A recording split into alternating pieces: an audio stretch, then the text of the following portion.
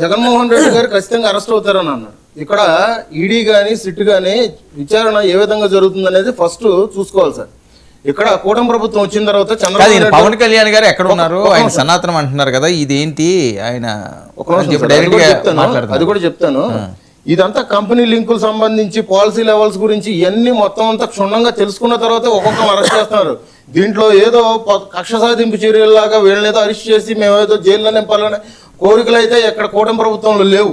ఇక్కడ మాట్లాడితే పవన్ కళ్యాణ్ గారు, చంద్రబాబు నాయుడు గారు, లోకేష్ గారు చెప్పకుండా వేరే ఊరు వెళ్ళిపోయారు, చెప్పకుండా దేశం దాటి వెళ్ళిపోయారు. మీరు అధికారంలో ఉన్నప్పుడు జగన్మోహన్ రెడ్డి గారు కోర్టు పర్మిషన్ తీసుకొని లండన్ వెళ్తున్నారని చెప్పేసి 4 రోజులు కనిపించకుండా వెళ్ళారు. ఆ విషయం మీకు తెలుసా?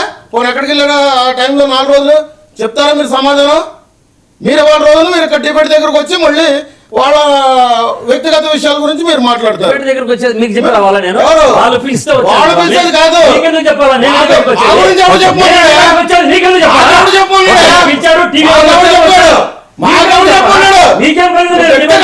వాళ్ళ వ్యక్తిగత విషయాల గురించి నీకెందుకు? వాళ్ళ వ్యక్తిగత విషయాల గురించి నీకెందుకు? వ్యక్తిగతంగా ఏమున్నాయో నువ్వు నాకు ఇక్కడికి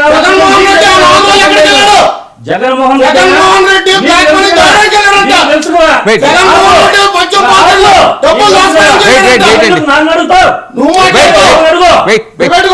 నువ్వు వచ్చేది నీకు చెప్పాల్సిన పని. నువ్వు అడిగావు కదా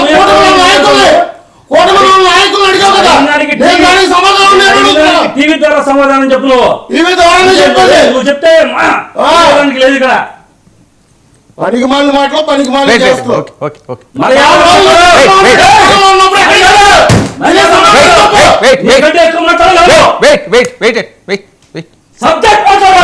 లోకేష్ గారు అంటే 120 పేజెంట్ నువ్వు వెళ్ళి తొంగి చూసా మరి నాకన్నీ చూస్తూ ఉండండి సైలెంట్ గా ఇష్టం వచ్చినట్టు